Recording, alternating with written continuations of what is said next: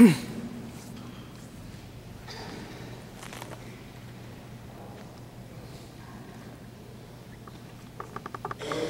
for the third word will be given by our pastor, Father Raymond Ritz.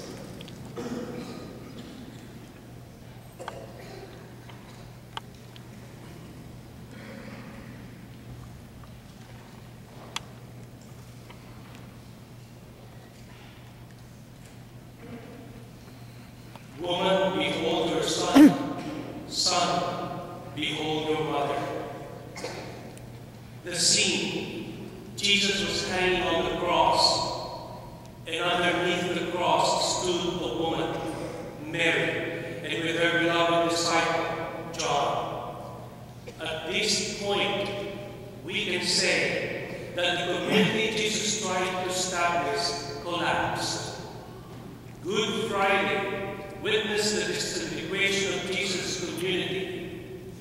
Judas sold him, Peter denied him, and most of the disciples ran away. All the preparations, the organizational structures, the groundwork, the new teachings with authority, the familiar parables and the images, the miracles, the newfound friends and the followers to build the community seemed to have failed. But then the darkest moment, we see something unfold underneath the cross. We see a new community coming into being at the foot of the cross. The Lord's mother, Mary, is given a son and his closest friend, and his beloved disciple is given a mother. Woman, behold your son. Son, behold your mother. Dear friends, this is the birth of a new relationship, a new community that was formed underneath the cross. St. John the Evangelist powerfully describes Mary, how she witnessed the first Good Friday. He said, Mary stood under the cross of Jesus. He meant that under the cross, Mary did not say anything. He did not speak any word. She did not even protest to her son's innocence and stop crucifixion. What did she do? She just stood on the cross. In Hebrew, to stand is a position of strength. A lot of artists have presented Mary prostrating under the cross, a good object of art, but it is not a good biblical presentation of Mary. Mary did not faint underneath the cross. She stood. Under the cross, she was absorbing the pain, the cruelty, the betrayal, the suffering of her son and his innocence. She was carrying all these tensions at a high level, for beyond all this is the truth about her son was dying for. That is the truth about God's will.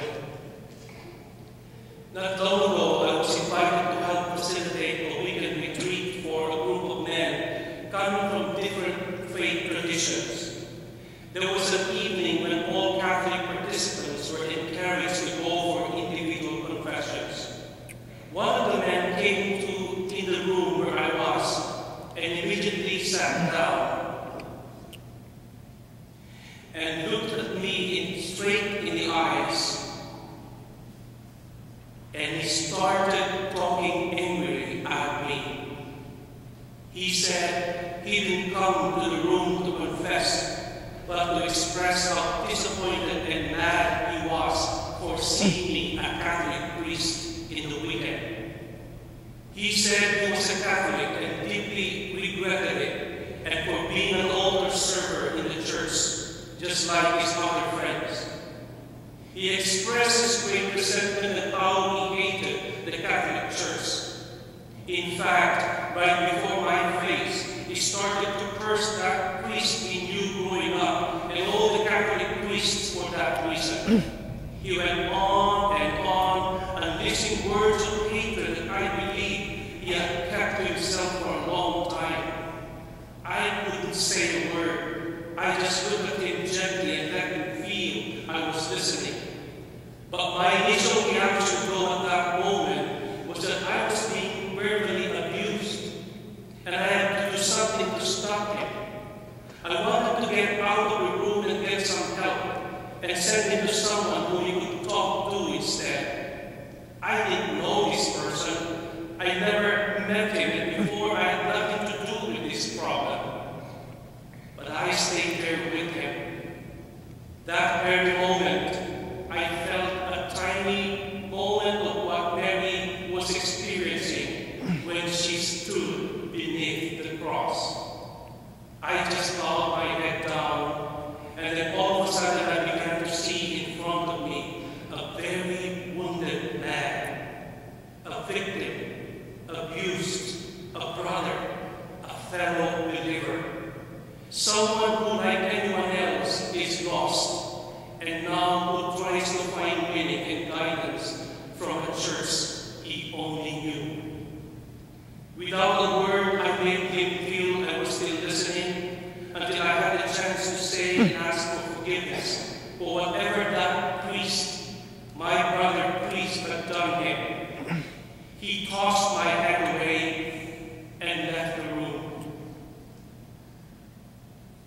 I got that chance, and thank God, during that weekend to express with him, with all humility, how sorry I was for what had happened. I was able to seek forgiveness, and in that encounter, the man looked at me with his teary eyes. He embraced me and cried heavily like a young child. I didn't say any word except to let him feel that moment and sincerity and the love God has in spite of what had happened to him. I felt good, and that heavy load in my heart was taken away. A new relationship has been established between me and the man, and more so between this man and the church. Woman, behold your son. Son, behold your mother. It's an invitation to a new relationship in our families, parents, and the world we live in. It's an invitation to a new relationship founded on the example of Mary's strength and faithfulness in keeping God's will, even at the lowest and trying moment of life. It's an invitation to see where our relationships are right now, especially those who have been shaken by betrayal, disappointment, loss, and failure. Can we stand beneath the cross, absorb the tension, and look at the cross that bears so much about the love that comes from God? Can we stand beneath the cross and believe that it's the only way to give birth to a new and stronger relationship? Dear sisters and brothers, like Mary, who stood beneath the fruit of the cross, we shall always find each other